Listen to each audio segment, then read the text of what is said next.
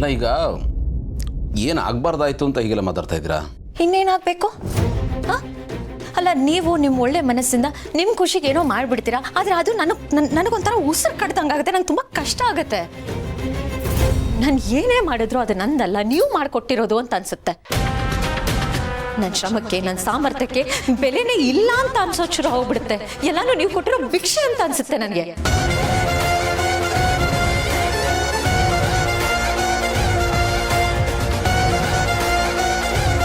ಹೇಳಿ, ಯಾಕೆ ಹೀಗೆ ಮಾಡಿದ್ರಿ? ಯಾಕೆ ಹೀಗೆಲ್ಲ ಮಾಡಿ ನನಗೆ ನೋವು ಕೊಡ್ತಿದ್ದೀರಾ ನೀವು? ನೀವು ಏನು ಹೇಳ್ತಾ ಇದ್ದೀರಾ ಅಂತ ನನಗೆ ಅರ್ಥ ಆಗ್ತಾ ಇಲ್ಲ ಭೂಮಿಕಾ. ಪ್ಲೀಸ್, ನೀವು ಸುಳ್ಳು ಹೇಳಬೇಡಿ. ನನಗೆಲ್ಲ ಗೊತ್ತಾಗಿದೆ. ನಿಮ್ಮ ಇನ್ಫ್ಲುಯೆನ್ಸಿಂದ ನನ್ನನ್ನು ಬೋರ್ಡ್ ಮೆಂಬರ್ ಮಾಡಿರೋದು.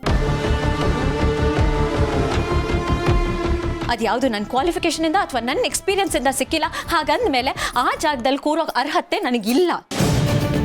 ಯಾರೋ ಮಾಡಿಕೊಟ್ಟಿದ್ದು, ಯಾರಿಂದಾನೋ ಆಗಿದ್ದು, ಅದು ಯಾವತ್ತೂ ನಮ್ದಾಗೋದಕ್ಕೆ ಸಾಧ್ಯ ಇಲ್ಲ. ನಾವು ಸ್ವಂತವಾಗಿ ಏನು ಮಾಡ್ತೀವೋ ಅದಷ್ಟೇ ನಮ್ಮದು. ಇನ್ನೊಬ್ರು ಮಾಡಿಕೊಟ್ಟಿದ್ದನ್ನ ನಮ್ಮದು ಅಂತ ಬೀಗೋದ್ರಲ್ಲಿ ಯಾವ ದೊಡ್ಡಸ್ಕೇನೂ ಇಲ್ಲ ಅನ್ನೋದು ನನ್ನ ಭಾವನೆ. ಅದನ್ನು ನಾನು ನಂಬ್ಕೊಂಡು ಬಂದಿದ್ದೀನಿ. ದಯವಿಟ್ಟು ಇದಕ್ಕೆ ಪೆಟ್ಕೊಡ್ಬೇಡಿ. Wait Bhoomika, wait for a second. ಈಗ ನಾನು ಡೊನೇಷನ್ ಕೊಡ್ತಾ ಇರೋದಕ್ಕೆ ನಿಮಗೆ ಪ್ರಮೋಷನ್ ಸಿಕ್ಕಿರೋದು ಅಂತ ಯಾಕೆ ಅನ್ಕೋತಾ ಇದ್ದೀರಾ? No, why are you underestimating yourself? ಅರೆ, I strongly believe you are much more qualified and experienced for that post. ಅದಕ್ಕೆ ನಿಮಗೆ ಸಿಕ್ಕಿದೆ. ಗೌತಮ್ ಅವರೇ, ಪ್ಲೀಸ್ ನೀವೇನೇನೋ ಹೇಳಿ ನನ್ನ ಸುಮ್ಮನೆ ಇರ್ಸಕ್ಕೆ ನೋಡಬೇಡಿ. ನಾನು ಎಲ್ಲ ತಿಳ್ಕೊಂಡೆ ಬಂದು ನಿಮ್ಮ ಹತ್ರ ಮಾತಾಡ್ತಿದ್ದೀನಿ. ನನಗೆ ಆ ಪೋಸ್ಟು ನನ್ನ ಟ್ಯಾಲೆಂಟಿಂದ ಸಿಕ್ಕಿಲ್ಲ. ನನಗೆ ನನ್ನ ತಂದೆ ಕೊಡಿಸಿರೋ ಎಜುಕೇಷನ್ ಬೇಸ್ ಮೇಲೂ ಸಿಕ್ಕಿಲ್ಲ. ನನಗದು ಸಿಕ್ಕಿದ್ದು ದುಡ್ಡಿಂದ, ನೀವು ಕೊಟ್ಟಿರೋ ದುಡ್ಡಿಂದ. ನಾನು ನಿಮ್ಮ ಹೆಂಡತಿ ಅನ್ನೋ ಕಾರಣಕ್ಕೆ ನನ್ನನ್ನು ಆ ಪೋಸ್ಟಲ್ಲಿ ಹೋಗಿ ಕೂರಿಸಿದ್ದಾರೆ. ಹಾಗಂತ ನೀವು ಅನ್ಕೋತಾ ಇದ್ದೀರಾ ಅಷ್ಟೇ? ನಾನಷ್ಟೇ ಅಲ್ಲ, ನನ್ನ ಸ್ಟೂಡೆಂಟ್ಸು ಹಾಗೆ ಅನ್ಕೊಂಡಿದ್ದಾರೆ, ಅಲ್ಲಿರೋರು ಎಲ್ಲರೂ ಹಾಗೆ ಅನ್ಕೊಂಡಿದ್ದಾರೆ. ಅನ್ಕೊಳ್ಳೋದೇನು? ಆಫ್ಟರ್ ಆಲ್ ಒಬ್ಬ ಟೀಚರ್ ಆಗಿರೋಳು ನಿಮ್ಮ ಹೆಸರಿನ ಬಲದಿಂದ ಬೋರ್ಡ್ ಮೆಂಬರ್ ಆಗಿದ್ದಾಳೆ ಅಂತ ಆಡ್ಕೋತಿದ್ದಾರೆ. ಆ ಮಾತು ಬೇಡ ಅಂದರೂ ನನಗೆ ಕೇಳಿ ಬರ್ತಿದೆ ಗೌತಮ್ ಅವರೇ. ಅದು ಎಷ್ಟು ನೋವು ಕೊಡುತ್ತೆ ಗೊತ್ತಾ? ಹಾಗೆ ಅನಿಸ್ಕೊಳ್ಳೋದು ನಂಗೊಂಚೂರು ಇಷ್ಟ ಇಲ್ಲ. ನಾನಿವತ್ತು ಟೀಚಿಂಗ್ ಪ್ರೊಫೆಷನಲ್ ಇರೋದಕ್ಕೆ ಕಾರಣ ನನ್ನ ತಂದೆ. ಅವ್ರು ನನ್ನನ್ನು ತುಂಬಾ ಕಷ್ಟಪಟ್ಟು ಓದಿಸಿದ್ದಾರೆ. ಆದರೆ ಇವತ್ತು ನೀವು ಮಾಡಿರೋ ಒಂದು ಕೆಲಸದಿಂದ ಅದೆಲ್ಲ ಸೈಡ್ ಲೈನ್ ಹೋಗ್ಬಿಟ್ಟಿದೆ. ನಮ್ಮಪ್ಪನ ಶ್ರಮ, ನನ್ನ ಹಠ, ನನ್ನ ಸಾಧನೆ ಯಾವುದೋ ಲೆಕ್ಕಕ್ಕೆ ಇಲ್ಲ. ಎಲ್ರಿಗೂ ಕಾಣೋದೊಂದೇ, ನಾನು ನಿಮ್ಮ ಹೆಂಡತಿ ಅನ್ನೋದು. ನನ್ನ ಐಡೆಂಟಿಟಿನೇ ಸತ್ತೋಗಿದೆ.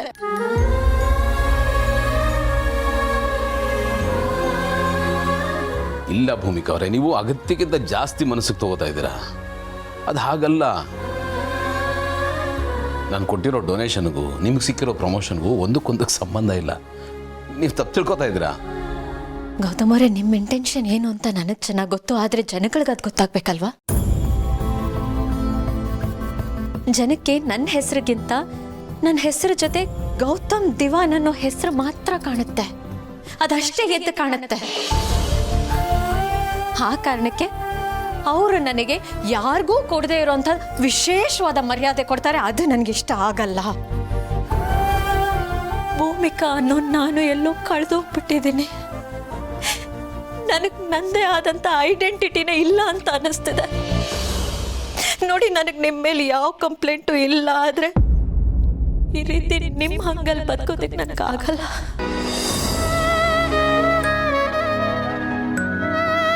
ನಾನು ಭೂಮಿಕಾ, ನಾನು ನಾನಾಗಿರೋದಕ್ಕೆ ಇಷ್ಟಪಡ್ತೀನಿ. ಇನ್ಫ್ಲೂಯೆನ್ಸಿಂದ ಬೋರ್ಡ್ ಮೆಂಬರ್ ಆಗಿರೋದಕ್ಕಿಂತ ಟೀಚರ್ ಆಗೋದ್ರಲ್ಲೇ ನನಗೆ ಖುಷಿ ಇದೆ, ನೆಮ್ಮದಿ ಇದೆ, ತೃಪ್ತಿ ಇದೆ. ಯಾಕಂದರೆ ಅದು ನಾನು ಗಳಿಸಿದ್ದು.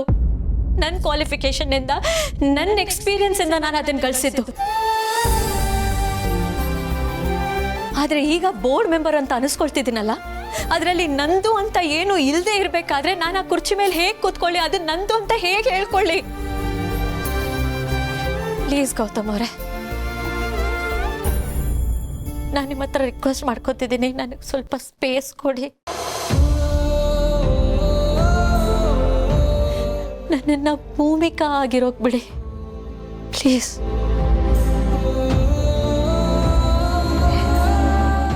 ಭೂಮಿಕಾ, ನಾನು ನಿಜವಾಗ್ಲೂ ಹೇಳ್ತಾ ಇದ್ದೀನಿ, ನನಗೆ ಇದು ಯಾವುದೂ ಗೊತ್ತಿರಲಿಲ್ಲ. ಇದ್ರಲ್ಲಿ ನನ್ನ ಪಾತ್ರ ಏನೂ ಇಲ್ಲ. ನೀವು ಹೇಳಿದ ಮೇಲೇ ನನಗೆ ಗೊತ್ತಾಗ್ತಿರೋದು ಇದು ಸತ್ಯ.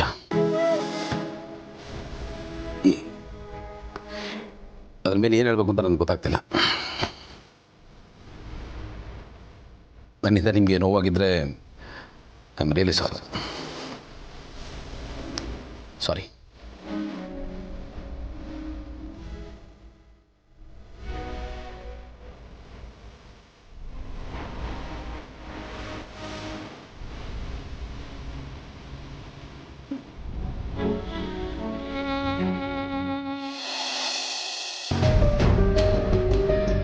ಈಗ ನಾನು ಏನು ಮಾಡಲಿ?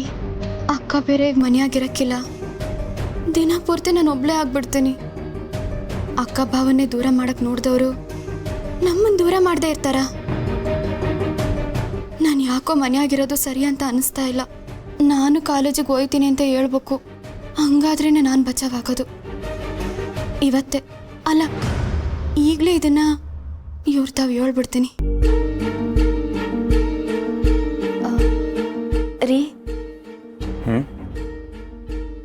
ರೀ ಅದು ಏನು ಮಲ್ಲಿ ಅದು ಅಂತ ಬ್ರೇಕ್ ಮೇಲೆ ಬ್ರೇಕ್ ಕೊಟ್ರೆ ಆಗ ಹೇಳ್ತಾ ಇದೆಯಾ? ಅದೇನು ವಿಷಯ ಹೇಳು, ನನ್ನ ಹತ್ರ ಏನು ಸಂಕೋಚ? ಅದೇ ರೀ, ಅದು ಅಕ್ಕರ್ ಬೇರೆ ಮತ್ತೆ ಕೆಲ್ಸಕ್ಕೆ ಹೋಯ್ತವ್ರಲ್ಲ, ಹಂಗೆ ನಾನು ಕಾಲೇಜ್ಗೆ ಹೋಗೋಣ ಅಂತ ಅನ್ಕೊಂಡಿವ್ನಿ. ನೀವು ಅಂದರೆ ನಾನು ಹೋಯ್ತೀನಿ. ಏನು ಮಾತಾಡ್ತಿದ್ಯಾ ಮಲ್ಲಿ ನೀನು? ಕಾಲೇಜಿಗೆ ಹೋಗ್ತೀಯಾ? ಏನು ಬೇಡ, ನೀನು ಆರಾಮಾಗಿ ಮನೇಲೇ ಇರು. ಅದಾಗಲ್ಲ ಮಲ್ಲಿ. ಯಾಕೆ ಸುಮ್ಮನೆ ಕಾಲೇಜು ಅದು ಇದು ಅಂತ ಹೊರಗಡೆ ಹೋಗಿ ಸುಸ್ತು ಮಾಡ್ಕೋತೀಯ? ಇಷ್ಟು ದೊಡ್ಡ ಮನೆ ಇದೆ, ಈ ಮನೆ ಸೊಸೆ ನೀನು, ಆರಾಮಾಗಿ ಮನೇಲೇ ಇರು. ಓದಬೇಕು ಅನ್ಸುತ್ತಾ? ಇಲ್ಲೇ ಓದು. ಹೊರಗಡೆ ಎಲ್ಲ ಸುಮ್ಮನೆ ಯಾಕೆ ಅಂತ.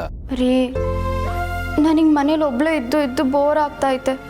ಅಕ್ಕ ನೋಡಿದ್ರೆ ಕೆಲ್ಸಕ್ಕೆ ಹೋಗ್ತಾವ್ರೆ, ನೀವು ನೋಡಿದ್ರೆ ಆಫೀಸು ಮೀಟಿಂಗು ಅಂತ ಹೊರಗಡೆನೇ ಇರ್ತೀರ. ಆವಾಗ ನನ್ನ ಮನೇಲಿ ಒಬ್ಳೆ ಇದ್ಕೊಂಡು ಏನು ಮಾಡಲಿ? ನನಗೆ ನೀವಿಲ್ಲದೆ ಮನೇಲಿ ಒಬ್ಳೆ ಇರೋಕ್ಕಾಗಕ್ಕಿಲ್ಲ ರೀ. ನಿಮ್ಮ ದಮ್ಮಯ್ಯ ಅಂತೀನಿ, ಹ್ಞೂ ಅನ್ರಿ. ನಾನು ನಿನಗೆ ಅದೇ ದಮ್ಮಯ್ಯ ಅಂತ ಕೇಳ್ಕೊತೀನಿ ಮಲ್ಲಿ. ಹೋಗ್ಬೇಡ ಅಂದರೆ ಹೋಗ್ಬೇಡ, ಪ್ಲೀಸ್ ಪ್ಲೀಸ್ ಮಲ್ಲಿ, ಹೇಳೋದನ್ನ ಅರ್ಥ ಮಾಡ್ಕೊ. ನಾನು ಹೇಳ್ತಿರೋದು ನಿನ್ನೊಳದಕ್ಕೆ ತಾನೆ ಮಲ್ಲಿ. ನಿನ್ನ ಹೊಟ್ಟೆಯಲ್ಲಿ ನಮ್ಮ ಮಗು ಬೆಳೀತಿದೆ, ಆ ಕನಸನಿಂದ ಹೇಳ್ತಾ ಇದೀನಿ ಮಲ್ಲಿ. ಯಾಕೆ ನಿನಗೆ ಅರ್ಥ ಆಗ್ತಿಲ್ಲ ಮಲ್ಲಿ? ಪ್ಲೀಸ್ ಬೇಜಾರು ಮಾಡ್ಕೋಬೇಡ. ನಿನ್ನ ಒಳ್ಳೇದಕ್ಕೆ ತಾನೆ ನಾನು ಹೇಳ್ತಾ ಇರೋದು ಮಲ್ಲಿ. ನೀನು ಇಷ್ಟೆಲ್ಲ ಹಠ ಮಾಡಿ ಮನೆಯಿಂದ ಹೊರಗಡೆ ಹೋಗಿ ಏನಾದರೂ ನಿನಗೆ ಹೆಚ್ಚು ಕಮ್ಮಿ ಆಯಿತು ಅಂತಂದರೆ ನೋವಾಗೋದು ನನಗೆ ತಾನೆ. ಹೊಟ್ಟೆಯಲ್ಲಿ ಮಗು ಇಟ್ಕೊಂಡು ಕಾಲೇಜ್ಗೆ ಹೋಗ್ತೀನಿ ಅಂತ ನೀನು ಹೊರಗಡೆ ಹೋದಾಗ ಮಲ್ಲಿ, ಏನಾದರೂ ನಿನಗೆ ಹೆಚ್ಚು ಕಡಿಮೆ ಆಯಿತು ಅಂತಂದರೆ ನಾನು ಒಬ್ಬಂಟಿ ಆಗ್ಬಿಡ್ತೀನಿ ಕಣೆ. ನೀನು ಬಿಟ್ಟು ನನ್ನ ಕೈಲಿರೋಕ್ಕಾಗಲ್ಲ ಮಲ್ಲಿ. ನನಗನ್ಸಿದ್ದು ನಾನು ಹೇಳಿದ್ದೀನಿ, ಇದಕ್ಕೂ ಮೇಲೆ ನಿನ್ನಿಷ್ಟ.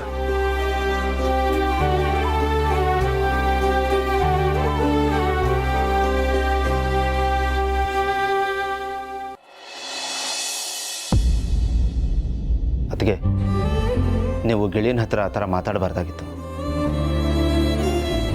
ವಿಷಯನ ಸರಿಯಾಗಿ ತಿಳ್ಕೊಳ್ಳದೆ ನೀವು ಸ್ವಲ್ಪ ರೂಢಾಗಿ ಮಾತಾಡ್ಬಿಟ್ರಿ ಅನ್ನಿಸ್ತಾ ಇದೆ. ಸಾರಿ ಅದಕ್ಕೆ, ನನಗನ್ಸಿದ್ದನ್ನು ನಾನು ಹೇಳ್ತಾ ಇದ್ದೀನಿ ಅಷ್ಟೇ. ಆನಂದ್ ಅವರೇ, ನೀವು ನನ್ನ ಜಾಗದಲ್ಲಿ ನಿಂತ್ಕೊಂಡು ಯೋಚನೆ ಮಾಡಿ. ನೀವು ನನ್ನ ಪರಿಸ್ಥಿತಿಯಲ್ಲಿದ್ದಿದ್ರೆ ನೀವೇನು ಮಾಡ್ತಿದ್ರಿ? ನೀವು ಹೀಗೆ ಮಾಡ್ತಿದ್ರಿ ತಾನೆ? ನೀವು ಇದನ್ನೇ ಹೇಳ್ತಿದ್ರಿ ತಾನೆ? ಅದಕ್ಕೆ ನನಗೂ ಅರ್ಥ ಆಗುತ್ತೆ, ಆದರೆ ಪ್ರತಿಯೊಂದಕ್ಕೂ ಇನ್ನೊಂದು ಆ್ಯಂಗಲ್ ಅಂತ ಇರುತ್ತಲ್ವ ಅದಕ್ಕೆ. ಗೆಳೆಯ ತುಂಬಾ ಎಮೋಷ್ನಲ್ಲು, ಸಿಕ್ಕಾಪಟ್ಟೆ ಸೆಂಟಿಮೆಂಟ್ ಇರೋ ವ್ಯಕ್ತಿ. ಅವನು ಯಾರಿಗಾದರೂ ಏನಾದರೂ ಮಾಡಬೇಕು ಅಂತ ಅನಿಸಿದ್ರೆ ಆ ಕ್ಷಣನೇ ಅದನ್ನು ಮಾಡಿ ಮುಗಿಸ್ಬಿಡ್ತಾನೆ. ಅದರಿಂದ ಯಾರು ಏನು ಅನ್ಕೋತಾರೆ, ಅದ್ರ ಪರಿಣಾಮ ಏನಾಗುತ್ತೆ, ಯಾವುದನ್ನು ಯೋಚನೆ ಮಾಡಲ್ಲ.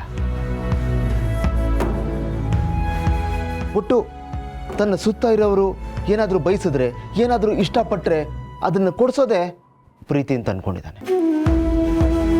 ಅಣ್ಣ ನನಗದು ಬೇಕು, ಅಣ್ಣ ನನಗಿದು ಬೇಕು, ನನಗೆ ಅದನ್ನು ಕೊಡಿಸು ಇದನ್ನು ಕೊಡಿಸು ಅಂತ ತಂಗಿರು ತಮ್ಮಂದ್ರೆಲ್ಲ ಕೇಳ್ತಾರಲ್ಲ, ಅದನ್ನು ಕೊಡಿಸೋದೇ ಅವನ ಜವಾಬ್ದಾರಿ ಅನ್ಕೊಂಡ್ಬಿಟ್ಟಿದ್ದಾನೆ. ಅದನ್ನೇ ಪ್ರೀತಿ ಅಂತ ಅನ್ಕೊಂಡ್ಬಿಟ್ಟಿದ್ದಾನೆ. ಅವನ ಡಿಕ್ಷನರಿಲಿ ಪ್ರೀತಿ ಅಂದರೆ ಕೂಡಿಸೋದು ಅಂತ. ಆದರೆ ಅವನಿಗಿನ್ನೂ ಗೊತ್ತಿಲ್ಲ ಅದಕ್ಕೆ ಪ್ರೀತಿ ಅನ್ನೋದು ಕೊಟ್ಟು ತಗೊಳ್ಳೋದು ಅಂತ. ಅವನು ಅವ್ರ ಅಪ್ಪನ ಕೊಟ್ಟಿರೋ ಒಂದೇ ಒಂದು ಮಾತನ್ನು ಉಳಿಸ್ಕೊಳ್ಳೋಕ್ಕೋಸ್ಕರ ಯಾರ ಮನಸ್ಗೂ ನೋವು ಮಾಡದೆ, ಯಾರಿಗೂ ಬೇಜಾರು ಮಾಡದೆ, ಅವ್ರನ್ನ ಚೆನ್ನಾಗಿ ನೋಡ್ಕೊಳ್ಳೋದೇ ತನ್ನ ಗುರಿ ಅಂತ ತಿಳ್ಕೊಂಡು ಬದುಕ್ತಾ ಇದ್ದಾನೆ. ಅವನು ಹುಟ್ಟಿರೋದೇ ಅದಕ್ಕೋಸ್ಕರ ಅಂತ ಅನ್ಕೊಂಡ್ಬಿಟ್ಟಿದ್ದಾನೆ. ಅಂಥ ಅವನ ಮನಸ್ಥಿತಿ ಹೇಗಿರ್ಬೋದು ಅಂತ ನೀವೇ ಸ್ವಲ್ಪ ಯೋಚನೆ ಮಾಡಿ. ಅದಕ್ಕೆ ನನ್ನ ಗೆಳೆಯ ಬಿಸ್ನೆಸ್ಸಲ್ಲಿ ತುಂಬಾ ಬುದ್ಧಿವಂತ, ಬೇರೆ ಎಲ್ಲ ವಿಷಯದಲ್ಲೂ ಸ್ವಲ್ಪ ದಡ್ಡ, ಮುಗ್ಧ ಅಂತ ಹೇಳ್ಬೋದು. ಒಂಥರ ಮೀಸೆ ಬಂದಿರೋ ಎಳೆ ಮಗು ಇದ್ದ ಹಾಗೆ ಅವನು. ಹೌದು, ಅದಕ್ಕೆ ಗೆಳೆಯನಿಗೆ ನಿಜವಾದ ಪ್ರೀತಿ ಅಂದ್ರೇನು, ಅದು ಹೇಗಿರುತ್ತೆ, ಅದು ಯಾವ ಅನುಭವನೂ ಇಲ್ಲ. ಅದಕ್ಕೆ ಜೀವನದಲ್ಲಿ ಎಲ್ಲ ಇದ್ದು ಏನು ಇಲ್ಲ ಅನ್ನೋ ಥರನೇ ಬದುಕ್ತಾ ಇದ್ದ. ಮನೆ ತುಂಬ ಜನ, ಇಷ್ಟು ದೊಡ್ಡ ಮನೆ, ಆದರೂ ಅವನ ಬಗ್ಗೆ ಯಾರು ಕೇರೆ ಮಾಡ್ತಾ ಇರಲಿಲ್ಲ. ಅದಕ್ಕೆ ಲೋ, ನೀನು ಚೆನ್ನಾಗಿದೀಯಾ, ನಿನಗೇನು ಬೇಕು, ನೀನು ಸಂತೋಷವಾಗಿರೋದಕ್ಕೆ ಏನಪ್ಪ ಮಾಡಬೇಕು ನಾವು, ನೀನು ತಿಂದ ಉಂಡ, ಈ ಬಟ್ಟೆ ಹಾಕ್ಕೊಂಡ್ರೆ ಚೆನ್ನಾಗಿರ್ತೀಯ, ಇದು ಚೆನ್ನಾಗಿಲ್ಲ ಕಣೋ ಅಂತ ಅವನು ಬೇಕು ಬೇಡಗಳನ್ನು ಕುಂದು ಕೊರತೆನ ಯಾರು ಕೇಳ್ತಾ ಇರಲಿಲ್ಲ. ಅದಕ್ಕೆ ಯಾರೋ ಒಬ್ರು ಕೇಳ್ತಾ ಇದ್ರು ಅಂದ್ರೆ ಅದು ನಾನು ಮಾತ್ರ. ಮದುವೆ ಆದ್ಮೇಲೆ ನೀವು ಕೇಳ್ತಾ ಇದ್ದೀರಿ. ನನ್ನ ಗೆಳೆಯನಿಗೆ ಜೀವನದಲ್ಲಿ ನಿಜವಾದ ಪ್ರೀತಿ ಅಂತ ಏನಾದರೂ ಸಿಕ್ಕಿದ್ರೆ ಅದು ನಿಮ್ಮಿಂದ ಮಾತ್ರ. ನೀವು ಅವನಿಗೆ ಮರುಭೂಮಿನಲ್ಲಿ ಓಯಸಿಸ್ ಸಿಕ್ದಂಗೆ ಸಿಕ್ಕಿದ್ದೀರಾ. ಅದಕ್ಕೆ ಅವನು ನಿಮ್ಮನ್ನು ನನಗಿಂತ ಎತ್ತರ ಸ್ಥಾನದಲ್ಲಿ ಇಟ್ಟಿದ್ದಾನೆ, ನಿಮ್ಮನ್ನ ಸರ್ವಸ್ವ ಅನ್ಕೊಂಡಿದ್ದಾನೆ, ನಿಮ್ಮನ್ನು ಅಷ್ಟೊಂದು ಪ್ರೀತಿಸ್ತಾನೆ. ಅದಕ್ಕೆ ಅಂಥವನಿಗೆ ನೀವು ಈ ಥರ ಮಾತಾಡಬಾರ್ದಾಗಿತ್ತು.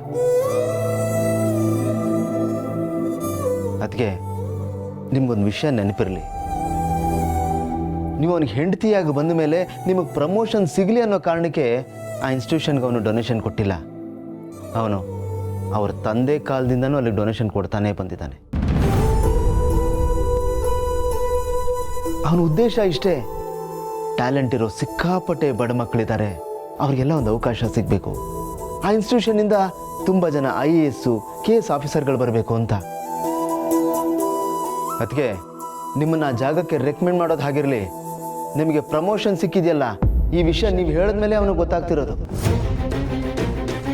ನನ್ನನ್ನು ಬಿಟ್ಟರೆ ಗೆಳೆಯನ್ನ ಅರ್ಥ ಮಾಡ್ಕೊಂಡಿರೋದು ನೀವೊಬ್ಬರೇ. ಅಂಥದ್ರಲ್ಲಿ ನೀವೇ ಈ ಥರ ಮಾತಾಡ್ಬಿಟ್ರೆ ಸ್ವಲ್ಪ ಯೋಚನೆ ಮಾಡಿ. ಅದಕ್ಕೆ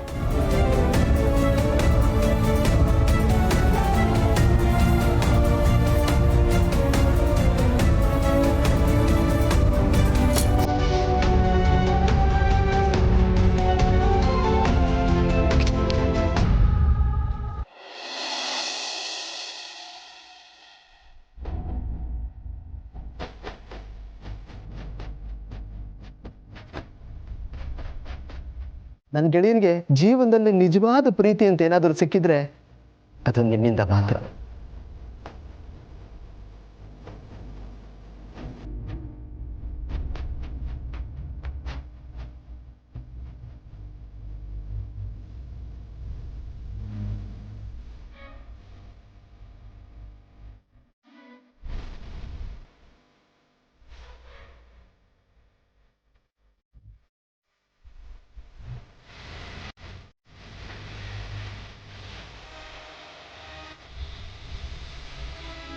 ನಿನ್ನ ಇನ್ಫ್ಲುಯೆನ್ಸಿಂದ ನನ್ನನ್ನು ಬೋರ್ಡ್ ಮೆಂಬರ್ ಮಾಡಿರೋದು. ನನ್ನ ಶ್ರಮಕ್ಕೆ, ನನ್ನ ಸಾಮರ್ಥ್ಯಕ್ಕೆ ಬೆಲೆನೇ ಇಲ್ಲ ಅಂತ ಅನ್ಸೋದು ಶುರು ಹೋಗ್ಬಿಡುತ್ತೆ. ಎಲ್ಲಾನು ನೀವು ಕೊಟ್ಟಿರೋ ಭಿಕ್ಷೆ ಅಂತ ಅನ್ಸುತ್ತೆ ನನಗೆ. ನಾನು ನಿಮ್ಮ ಹತ್ರ ರಿಕ್ವೆಸ್ಟ್ ಮಾಡ್ಕೊತಿದ್ದೀನಿ, ನನಗೆ ಸ್ವಲ್ಪ ಸ್ಪೇಸ್ ಕೊಡಿ. ಭೂಮಿಕಾ, ನಾನು ನಿಜವಾಗ್ಲೂ ಹೇಳ್ತಾ ಇದ್ದೀನಿ, ನನಗೆ ಇದು ಯಾವುದೂ ಗೊತ್ತಿರಲಿಲ್ಲ.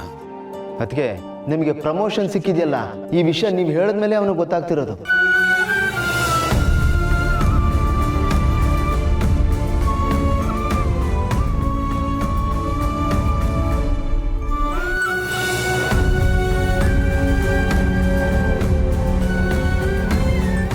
ಗೌತಮ್ ಅವರು ಇನ್ನೂ ಕೋಪದಲ್ಲಿದ್ದಾರೆ ಅನ್ಸುತ್ತೆ. ಅದು ಸಹಜ ಕೂಡ. ನಾನು ಮಾತಾಡಿದ್ದು ಸ್ವಲ್ಪ ಜಾಸ್ತಿ ಆಯಿತು. ನಾನು ಹಾಗೆಲ್ಲ ಮಾತಾಡಬಾರ್ದಾಗಿತ್ತು.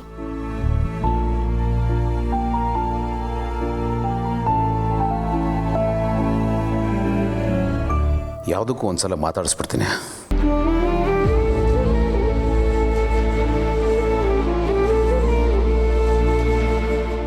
ಛೇ, ಮಲಗಿದಾರಲ್ಲ, ಡಿಸ್ಟರ್ಬ್ ಮಾಡೋದು ಬೇಡ.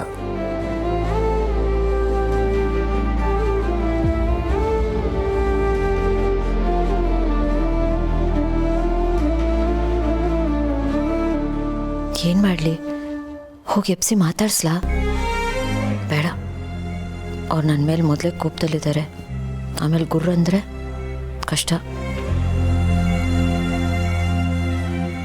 ಏನಪ್ಪ ಮಾಡಲಿ, ನಿದ್ದೆನೂ ಬರ್ತಾ ಇಲ್ಲ. ಅವ್ರ ಹತ್ರ ಮಾತಾಡೋ ತನಕ ಮನ್ಸಿಗೆ ನೆಮ್ಮದಿನೂ ಇರಲ್ಲ. ಇಲ್ಲ, ಅವ್ರ ಹತ್ರ ಮಾತಾಡೋವರೆಗೂ ನನ್ನ ಮನ್ಸಿಗೆ ನೆಮ್ಮದಿ ಸಿಗಲ್ಲ, ನಂಗೆ ನಿದ್ದೆನೂ ಬರಲ್ಲ. ನಾನು ಸಾರಿ ಹೇಳಲೇಬೇಕು.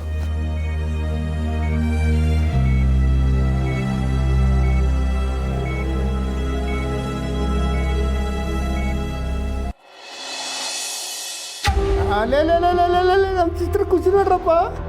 ಆ ಖುಷಿಲಿ ಮುಖ ಡೇರೆ ಹೂತರ ಅಲ್ಬಿಟ್ಟಿದೆ ಅಲ್ವಾ? ಮತ್ತೆ ಅನ್ಕೊಂಡಿದ್ದನ್ನ ಸಾಧಿಸಿದ್ರೆ ಖುಷಿ ಆಗದಿರತ್ತಣ್ಣ. ಆಗಲೇಬೇಕು, ಹಾಗೇ ಆಗುತ್ತೆ. ನಮಗೆ ಖುಷಿ ಆಗಲಿ ಅಂತ ತಾನೇ ನಾವು ಖುಷಿಯಾಗಿರೋದನ್ನು ಮಾಡೋದು. ಮನೆ ಹಾಳು ಕೆಲಸದಲ್ಲಿ ನೀನೊಂಥರ PhD ಮಾಡಿಬಿಟ್ಟಿದೆ ಸಿಸ್ಟರ್. ಎಷ್ಟು ನೀಟಾಗಿ, ಎಷ್ಟು ಚಂದವಾಗಿ ಬೆಂಕಿ ಹಚ್ಚಿದೆ ಸಿಸ್ಟರ್. ನಿನ್ನನ್ನು ಹೊಗಳೋದಕ್ಕೆ ನನ್ನ ಹತ್ರ ಮಾತೇ ಇಲ್ಲ. ನೀನು ನನ್ನ ತಂಗಿ ಅನ್ನೋದ್ರ ಬಗ್ಗೆ ನನಗೆ ಅಪಾರವಾದ ಗೌರವ ಇದೆ sister. I am very proud of you. ನಾವು ಹಚ್ಚಿರೋ ಬೆಂಕಿ ನಂದ ದೀಪ ತರಾಣ, ಅವರಿಬ್ಬರ ಮಧ್ಯೆ ಹುರಿತಾನೆ ಇರಬೇಕು. ಅದು ಆರದೇ ಇರೋ ಥರ ನಾವು ನೋಡ್ಕೋಬೇಕು. ಹೌದು ಸಿಸ್ಟರ್, ಉರಿಯೋ ಬೆಂಕಿಗೆ ಯಥಾನು ಶಕ್ತಿ ತುಪ್ಪ, ಎಣ್ಣೆ, ಪೆಟ್ರೋಲ್, ಸೀಮೆ ಎಣ್ಣೆ ಎಲ್ಲವೂ ಸುರಿತಾನೆ ಇರಬೇಕು. ಎಸ್ ಅಣ್ಣ, ಅವರಿಬ್ಬರು ಹಾಗೇ ಇರಬೇಕು. ಆದರೆ ಅವರಿಬ್ಬರ ಮಧ್ಯೆ ಇರೋ ಸಂಬಂಧ ಸುಟ್ಟು ಬೂದಿ ಆಗಬೇಕು. ಸಂಬಂಧ ಸತ್ತು ಹೋಯ್ತು ಅಂದರೆ ಸುಖ, ಶಾಂತಿ, ನೆಮ್ಮದಿ ಸತ್ತಂಗಲ್ವ ಸಿಸ್ಟರ್?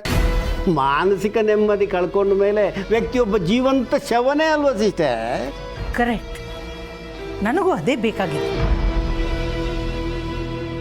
ಅವ್ರ ಖುಷಿನೆಲ್ಲ ಕಿತ್ಕೊಂಡು ಅವ್ರನ್ನ ನ್ಯೂಟ್ರಲ್ ಮಾಡೋದು. ಅವ್ರು ಹಾಗಿದ್ರೇನೆ ನಮ್ಮ ಬೇಳೆ ಬೇಯೋದು. ನೀನು ಬಿಡು ಸಿಸ್ಟರ್, ನಿನ್ನ ಬಗ್ಗೆ ಕೆಮ್ಮಂಗೆ ಇಲ್ಲ. ಈ ಮನೆ ಅಧಿನಾಯಕ ನೀನು. ಎಲ್ಲರನ್ನೂ ಶತಾಯ ಗತಾಯ ನಿನ್ನ ಆದಿನದಲ್ಲಿ ಇಟ್ಕೊಂಡಿದ್ಯಾ. ಮನಸ್ಸಲ್ಲಿ ಏನೇ ಅಂದ್ಕೊಂಡ್ರು ನೀರು ಕುಡಿದಷ್ಟು ಸಲೀಸಾಗಿ ಮಾಡಿಬಿಡ್ತೀಯ ಸಿಸ್ಟರ್. ನನ್ನ ಮಕ್ಕಳ ಭವಿಷ್ಯಕ್ಕೋಸ್ಕರ ನಾನು ಏನಾದರೂ ಮಾಡಲೇಬೇಕಲ್ವಾನ. ನನ್ನ ಮಕ್ಕಳನ್ನ ಜೋಪಾನ ಮಾಡೋದು ನನ್ನ ಧರ್ಮ ಅಂದಮೇಲೆ ಅದಕ್ಕೋಸ್ಕರ ನಾನು ಏನು ಬೇಕಾದರೂ ಮಾಡ್ತೀನಿ. ನನಗೆ ಆ ವಿಷಯದಲ್ಲಿ ಪಾಪ, ಪುಣ್ಯ, ದಯ, ದಾಕ್ಷಿಣ್ಯ ಯಾವುದೂ ಇಲ್ಲ. ನನ್ನ ಮಕ್ಕಳಿಗೆ ಯಾವುದು ಒಳ್ಳೆಯದೋ ನಾನು ಅದನ್ನೇ ಮಾಡೋದು.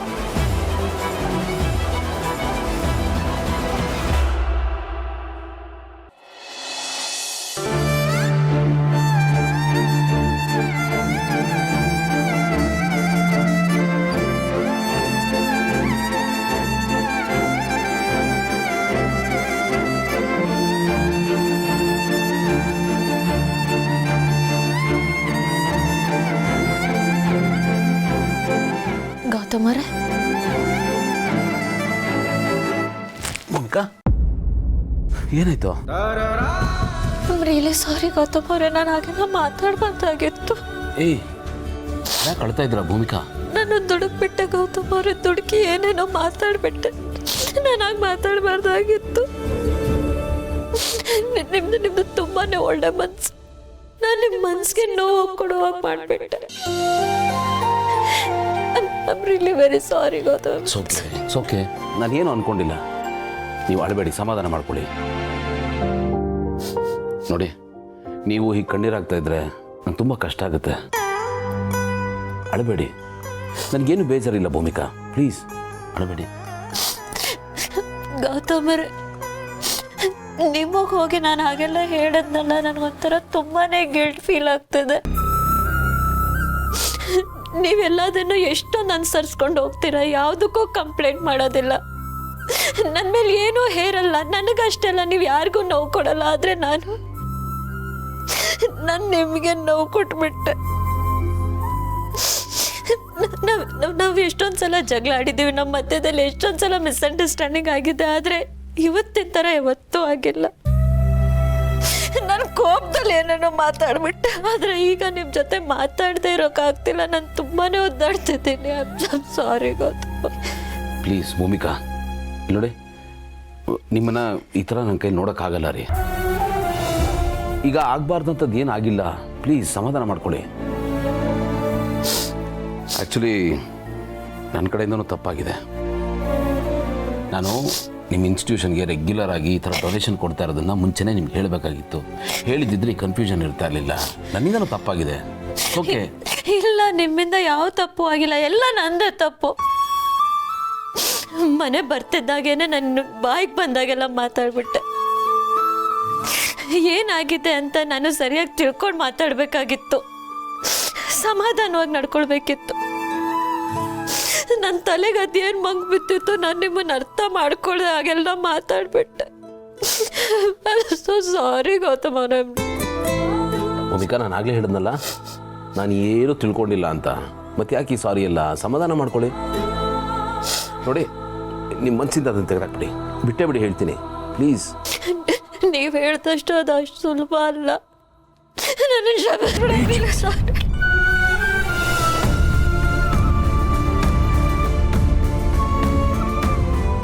ನೋಡಿ ಭೂಮಿಕಾ, ಪ್ಲೀಸ್, ಏನೋ ದೊಡ್ಡ ತಪ್ಪಾಗಿದೆ ಅನ್ನೋದನ್ನು ಫಸ್ಟ್ ಮನಸ್ಸಿಂದ ತೆಗೆದು ಆಚೆಗೆ ಬಿಸಾಕ್ಬಿಡಿ. ಒಂದು ಕೆಲಸ ಮಾಡಿ, ಈಗ ಸಂಜೆ ನಾವಿಬ್ಬರು ಭೇಟಿನೇ ಆಗಿಲ್ಲ, ಏನೂ ಮಾತಾಡೇ ಇಲ್ಲ. ಓಕೆ, ಕಂಟ್ರೋಲ್ ಆಲ್ ಡಿಲೀಟ್ ಎಲ್ಲನೂ ತೆಗೆದು ಸೈಡಿಗೆ ಬಿಸಾಕ್ಬಿಡಿ. ಅವಾಗ ಯಾವುದೇ ಬೇಜಾರು ಇರಲ್ಲ, ಗಿಲ್ಟು ಇರಲ್ಲ. ಓಕೆನಾ?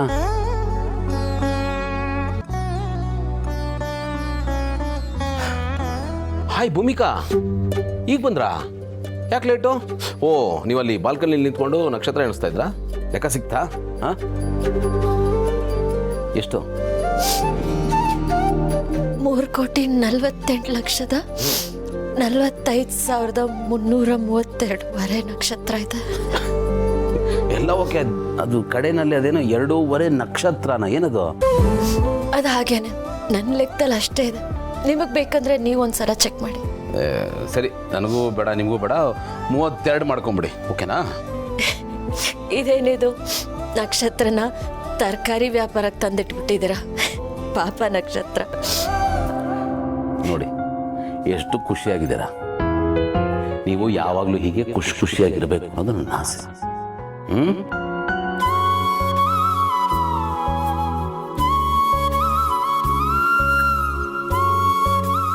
ಈಗ ಸಮಾಧಾನ ಮಾಡಿಕೊಂಡು ನೆಮ್ಮದಿಯಾಗೂ ಮಲ್ಕೊಳ್ಳಿ.